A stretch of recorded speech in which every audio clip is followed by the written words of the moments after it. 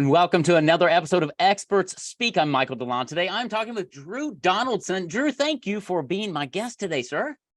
Thank you, Michael. It's a pleasure to be here. Well, you are welcome. It's going to be a fun conversation. Drew runs a company called Grow House, and they've really figured out the formula how to streamline business growth by giving business owners more sales opportunities, which I really think most people are interested in. So I want to learn more about this, and we'll dig in a minute. But as we get there, Drew, tell me, how in the world did you get to doing what you're doing today? As with most good things, accidentally. I was actually running a production studio out of college, and I went to film school. So that's kind of my bread and butter. And I was working with these clients producing. This was right at the beginning of businesses really getting online with video. So it wasn't like today where every business has a TikTok account. This was really a time before TikTok. There you go. If you can believe it. So, essentially this was a very scary time for businesses because they saw that the early movers were having a huge early mover advantage, but no one wanted to look foolish. Everyone had flashbacks to bad Facebook business pages, or worse yet, MySpace pages, and the problems people saw with those. And so people were, a little bit like, hey, I don't want to just put out anything online. I do want to be a little bit more strategic about this. And so we were producing the first version of web content that was really out there for small businesses. And as we were going through that process, people would, look at this great video I shot for them and go, this is fantastic. What do I do with it? Like, now that I have it, I don't actually know what I'm supposed to. Am I supposed to post it? Does it go to my website? And so I would have these consultations with people, and I'd be like, wow, hey, you could do this. You could run ad campaigns with it. And some of them would go on for a couple hours, and I would just kind of brain dump everything I've been hearing about how people were using our stuff, what was working. And one time a client came to me and said, you should charge me for this. And I was like, yeah, I guess I could charge you for that. Yeah. And then so that gave me the idea to do consulting, and like, hey, there's actually a market here I might be able to explore. The second phase of that was when I was trying to grow that business, and I just kept hitting into this wall. And I would watch all these other businesses that were in the same market I was growing exponentially. I knew the money was out there, but I could not get enough opportunities on my calendar to make it worth my while. And it was this kind of thing that I'd consider just shutting the business down several times because I just could not figure out, what is going on here. And that's where marketing came into play, because I realized that's the only difference between me and them. I have all the awards they have. I have all the credibility. I have all the connections. But the one thing I was missing was a strong marketing background. And so, being the obsessive compulsive that I am, I just dove into marketing head first, learned everything I possibly could, read hundreds of books, and got to a point where I wasn't really interested in running the studio as much. I really just wanted to help people do the same thing I did, which was crack this code and start actually growing their business and not struggling all the time. Yeah, that's great, because you just hit on so many different things that echoed my business growth through the years, right? And cracking that code and helping other businesses do the same is so rewarding, because most business owners are experts at what they do. They don't understand the marketing, and what you've learned through years of experience and hundreds of books and everything is there is a formula. In a sense, there's a way of going about it that will help separate you, will help you get more of those opportunities with a prospect, so that you can have those conversations, build a relationship, and help them with the challenges they're facing. Talk a little bit about, because you approach this kind of a different way. Before we got on the podcast, you were talking about the kind of this stripped down version and everything, how you deconstructed the agency model. Talk about that, because I think a lot of small business owners are kind of afraid of agencies because they're kind of behind this wall. We don't know exactly what they do and everything. Talk about what you do, how you've deconstructed it. Let's go there first. So I think the biggest thing to understand as a small business owner is that anytime you go and watch someone's opinion on what you need to do marketing, they're coming from a very specific perspective that you may not share. And it's not that you may not agree that growth is good or that those are the kind of clients. It's that the back end of how they got to where they got to and where they're building from, what their goals are for that marketing, can be very, very different from yours. as can their budget, as can their ability to produce creative material, as can all the trial and error that they went through building their business that you didn't go through building your business. And so what people tend to get bogged down in is this, it's a buffet of plenty, but everybody's starving, right? The table is full, but you're looking and you're like, where do I even start? Do I do the content marketing thing? Oh, well, that's really hard. It takes a long time. Do I do pay-per-click? Well, that's really expensive. I don't want to lose my shirt. And so what people end up doing is they get overwhelmed. They just do nothing, because naturally, and this is human behavior 101, we want to prevent harm. And sometimes doing nothing is the easiest way that our logic works, that it's going to prevent harm. Well, if I do nothing, nothing will get worse. It's not true, but that's how our brain rationalizes an action, is that it's a protective measure. Yeah. And so what we've realized is that in order to grow a business, especially when you're early on, you don't need all the trappings of a big agency. You don't need someone managing your social 24/7. You don't need a brand Bible written by a designer out of, the best design school in the country. You don't need a 15-step automation process that the whole goal of it is just to, take a lead from over here and move it into this column. Like, bigger businesses that have business cases for all this big stuff, it makes sense. But there's too many agencies trying to take that big enterprise model and push it on a mom and pop and be like, well, this is marketing. This is how you do marketing. And it's not the case. So instead, what we've focused on is, no matter what kind of business comes through our doors, we're always looking for what is the quickest way to get to revenue. I don't care if it's the most beautiful funnel in the world. I don't care if it's the simplest funnel. I don't care if it's one ad that takes you to a calendar booker and books a call on your phone. If that is the shortest distance between today and revenue, that's the route I'm going to take. And so by doing that, no, agencies don't like doing that, right? Because agencies are all in it for the long-term game. They want to go and make their quarterly commitment or their annual commitment. So it's in their best interest to stretch this process out as long as possible while dripping you results to keep you kind of on the hook and wanting more. I don't think that's particularly morally, ethically correct. I also just don't think that's what a marketer should do. A marketer should be the shortcut. And what I've found is, when I create that shortcut for people, when people start getting opportunities on their calendar and closing deals, they stick around. It's a crazy thing. When you help people grow, they tend to stick around. Shocking, isn't it? I know, it's mind-blowing how this works sometimes, but that's the reality. And so that's what we bring to the table is, could I write you 100 blog articles? Sure. I'll go and find a writer and we'll crank out those blog articles. Am I going to tell you that's the best thing for your business? Not in a million years, because it's not the quickest way to revenue. And that's the only thing as a marketer I care about is, you have a rent payment to make, or a mortgage to make, or kids to put through school, or whatever. What's the quickest way I can get that bill paid for you? Yeah. That's so good, because too many times, we get sucked into the rabbit hole of long funnels, complex CRMs, all of that stuff, which have their place. I mean, that's great, but we've got to make sure that we are getting revenue in the door, because, cash is king, right? You've got to have revenue to run the business, to support the funnels, to do all that. And so many times it's not a long funnel. It's an ad to an opt-in, to a video, to a call, to a it's about relationships and being real. And what I found is when you do that, it's amazing how many opportunities you get to serve people. And you may not be able to serve them, but you're going to treat them well, and they're going to tell somebody else, and they get a referral. So talk a little bit about what are some of the things you've helped business owners as they come to you. What are some of the struggles they're having before they would reach out to you, right? A business owner. Talk about 2 or 3 of those, and then how you've helped somebody kind of bridge that gap and go, wow, that was different than what I expected. So I think the one you bring up is the overcomplicated funnels. I get a lot of those. I get a lot of people who've gone to a few too many Russell Brunson webinars. And I love Russell. Totally. One of my favorite marketing authors of all time. He's an absolute genius in the marketing sphere. But if you drink the Russell Brunson Kool-Aid, or if you drink too much of it, you can kind of think, I need this 15-step funnel and all of these nurture sequences. And all that stuff is great. All that stuff takes a lot of time and money to build, though, right? And even like ClickFunnels isn't cheap. ClickFunnels like $200 a month.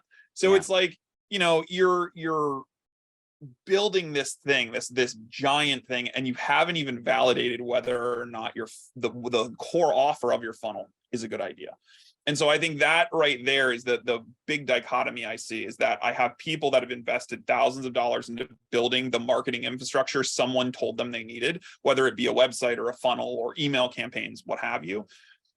But at the other end of the spectrum, they haven't even like alpha tested their offer to see if anyone actually wants to buy it. Before they build all this, the first thing you need to do is validate if your offer even has merit. Like, are there going to be people that pull out their credit card and buy the thing you're selling? If no one's going to buy, what are you investing all this money in marketing for? So that's the big thing that a lot of people come to us with, is they have a really good idea. They've invested a lot of money in marketing, and we have to kind of walk them back and say, listen, all this is great. We might use this one day, but before I go and put traffic through this, let's go see if people will buy this. Yeah. And that's, again, it's shortening that. Instead of sending someone through a funnel to try to buy something, let's get them on a call and try to sell them on the phone. Yeah. And I know that seems antiquated and no one wants to spend their time on the call, but conversations are conversions. That's where you're going to make most of your sales initially. And so and the other part that no one tells you is sales calls are your greatest source of information on what your audience wants, because they can provide real-time feedback. You give them, hey, it comes with this, and 10 people go, I don't really care about that. That doesn't mean anything to me. 100%. The greatest market research in the world. It's like, oh, great, cross that off. I've done that with my own service. So I think that's probably the thing that we help most people with, is coming in and saying, let's validate this offer first. Let's make sure people want to buy it. And then let's move to all the fancy marketing stuff. Yeah. And that's so good, because so many times we forget about the offer and we go to all the marketing and everything. And I record everything, Drew. And all of my sales calls get recorded just for that same purpose that you mentioned. And just a few months ago, we had an offer on a package, and I was talking about it, and I realized that after about the third or fourth call, when I mentioned that, the prospect was going, but when I mentioned something else, they went, you can do audiobooks? Wow, that's what I want. I'm like, well, maybe I should put audiobooks in my offer, right? But it wasn't, it was because I was recording everything, and I could go back and listen to it and go, what happened when I said this? What happened when I said that? I personally really, really like the other offer, Drew. Right. My prospects didn't really care. And so I had to get away from that. And I think business owners, we are so close to our business and our offering. And so many times we come up with the package that we want you to be excited about. And the reality is, it doesn't matter what I want. I'm here to serve you. What are your needs, Drew? What are you interested in? And can I serve you? Or is there somebody else who's better? If somebody comes to me and says, Michael, I love what you do. Yes, I want to do a book, but I also want to do video and stuff. I'm going to say, yeah, video is not my gig. Right. I will send you to somebody, but I don't do video. If that's what you want, I am not your guy. To be able to be at that point, is that what do you find business owners so focused on their thing that they have a hard time validating that offer, because they're like, well, of course this is what the market says. How do you know? Do you find that? Are they not doing the research? Or I think there's a couple different things. So the one thing you alluded to, and this goes back to the E-Myth Revisited, kind of, the idea of the technician, the business owner as the technician. And that is 100% the case, 99% of the time. Very, very rare someone comes through and they are an expert in what they do, and they're also like a legitimately good marketer. I have some as clients who just keep me on retainer just to bounce ideas off of me. They're some of my favorite clients because they'll even challenge my thinking on marketing. But most are not going to be experts at this. And when it really comes down to the breakdown of understanding, I think part of it is that they've never actually understood how an offer works. And instead, a lot of them at least, have come up in this world of commoditization of services. So like, think about like an HVAC company, just any random HVAC company. You go to their website and you go to services, and it's just a list of the things: HVAC repair, duct cleaning, this thing, furnace replacement, whatever the HVAC things are. And by doing that, if you then click on that page and it gives you a ballpark estimate of how much it's going to cost to do that, and someone can jump over to another page and ballpark out estimate how much they're going to charge, and they're cheaper. Well, now your service is totally commoditized. And this is why so many business owners are resistant to putting their pricing on their website, because, oh, what if someone rips me off or someone's going to undercut me? Because they've subconsciously realized they've commoditized their own service, and that the only value that they're able to offer is a discount, or, you know, the warm friendliness of their sales rep or whatever, to close that sale. But that's not how you need to be approaching sales. Instead, you need to be crafting an offer. Even if you're in a local small business, you still need to be concerned with who else out there is able to deliver the same thing you're able to deliver, the same result you're able to deliver, and sell it for more money. Like, that's the people you really should be concerned about, because those are the people that are picking your pocket. Like, those are the people scooping up all the customers. And so one of the things that I work really carefully with clients to do is to learn that process of creating an offer. And then once you have it, how do you go and validate that offer without going and dumping tons and tons of money into this process? How can you, for example, I have 3 ads that are going to go live in the next week or so, right? My funnels are 2 steps long for each of those ads, because all I need to know is, are people going to click on it? And if after 10 days, if people aren't clicking on it, then I'm going to kill the ones that aren't working. I'm going to put more money into the ones that are. I'm going to build those funnels out further. But I'm not going to go invest a crazy amount of time until I know that ad's going to work. Yeah. And so that's where we start everybody, is create one ad that validates your offer. And then we can kind of move on to the optimization phase, if you will. Yeah. And I think that's really key. And I want people to hear that, because that's one of the greatest values I think, Drew, you bring to the table, honestly, is there are too many business owners who aren't sure. They don't understand the testing aspect. And they think in order to test an offer, it's going to take $1,000, $2,000, $3,000. And the reality is not. You've got a really short funnel, because all you're trying to do is test the validity of that offer to the market. And the market's going to tell you. It might take 3 days, it might take a week, but it's not going to take hundreds of thousands of dollars. And then you're going to tweak it. So this whole process might take a week. It might take a month to dial in that offer that's now been validated. Go, okay, now let's run with this and test it on real live people, face to face. And it's a process, but business owners, they're just not dialed into what you just talked about. And I want to make sure they hear that, because when you work with Drew, he and his team can help you work that way, either one-on-one, in a group. Talk about how the different options available, because too many times in the agency model, it's, I'm going to hire the agency, they're going to do everything. Sometimes that works. Sometimes that's what are some different ways business owners, depending on their level of marketing prowess, expertise, how do you work with different business owners to get them to this point of saying, okay, we need to test your offer? How do you work with people? So the first thing to understand is that the way we price thing was based on what people could afford, not on some arbitrary value on the work we create. So, and that's really important, because it's counterintuitive to the way most agencies work, right? If you hire BBDO out of New York, they're charging a premium because they're BBDO. Well, call me humble or an idiot or whatever, but I don't think that's the right way to go about it, especially when the transformational process of owning a business and having a successful business, what that means for that person's family, what that means for them personally, professionally, it just doesn't seem like the kind of thing to gatekeep if I don't need to. And I don't need to. So what we do is we help people based on what they can afford.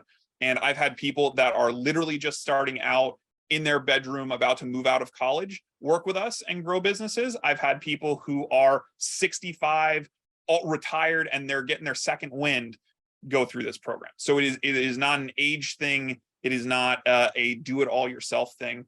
But really how it breaks down is we have a small group coaching program, usually less than 10 people. We meet 3 times a week for 90 minutes apiece. And these are live working sessions that we work through this process together. And that's how we make it cost effective, is because we're not doing all the work. You're doing some of the work, right? And because of that, we're able to help you at the points where you really are going to need it. The technical stuff that is mind-boggling to me. Like, I have to remind myself how to do some of this stuff occasionally. That you're going to get help with. But the smaller stuff, the stuff I can teach you, the stuff I can talk to you for 15 minutes and point you in the right direction, you're going to do on your own. And because we work with so many different people, that engagement is really custom to each person. Some people really struggle with the technical, and I have to help them a lot more on that. Other people struggle with the copywriting, and I help them a lot more with that. So that's how we deliver from the coaching basis. And as I mentioned before, we do have one-on-one consulting that's available, and we have agency services for those business owners who've already achieved a level of success, and now they're looking to systematize their marketing. So, I mean, it doesn't matter where you're coming in from. It doesn't matter if this is your first dollar or your $100,000.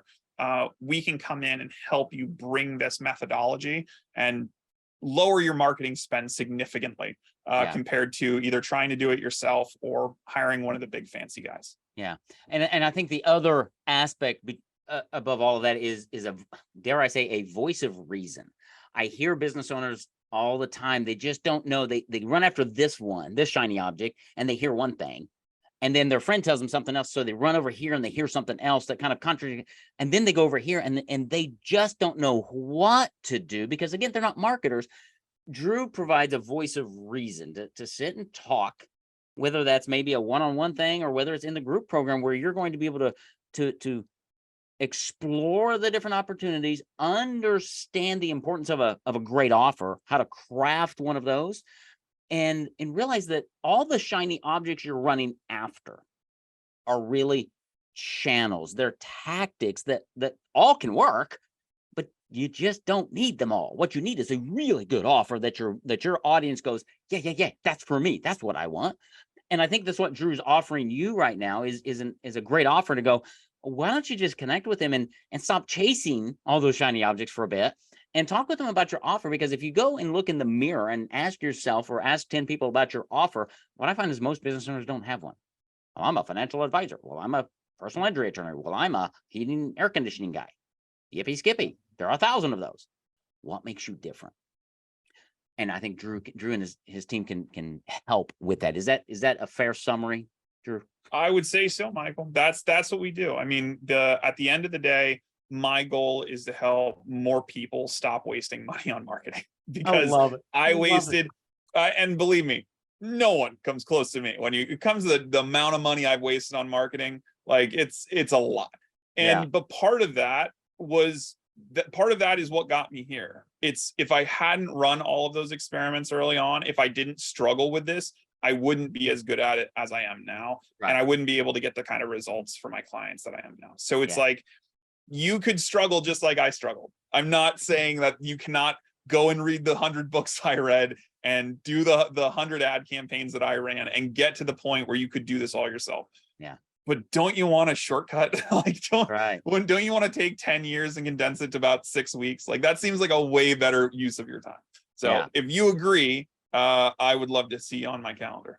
Awesome. Tell them, how in the world do they get on your calendar? How do they find out more information about you, Drew, about Grow House? Where do they go? So you can visit us online, growhouse.org. It's growhaus.org. And there you have the opportunity to book a call. You can read some or watch some amazing testimonials from our clients. I think we have about 24 up there now. And just kind of read a little bit more on our philosophy and how we approach marketing, coaching, and consulting, and what great things we're doing for our clients. I love it. I'll have that in the show notes. So if because we our audience are busy business owners, so they're probably doing business, walking the dog, out exercising, doing something. So if you don't have a pencil in hand, you can check out the show notes, growhaus.org, and find out about Drew, what he's doing, how he can help you stop wasting money on marketing. Love that. To simplify, to get a good offer, short funnels, and proven results for your business to help you grow. A voice of reason. Drew, thank you for being here. Thank you for what you do to help small business owners grow their business and have a better life. Thank you so much, Michael. I got to tell you, I should hire you to be like my ring announcer when I come out to like speaking engagements. That was the greatest outro I think I've ever gotten in my life. There you go. You are welcome, sir. I just appreciate what you do. And I'll have everything in the show notes so you can go and check out growhaus.org to help you with your marketing. Drew, thank you so much. Have a great day, friend. Thanks, Michael. Have a good one.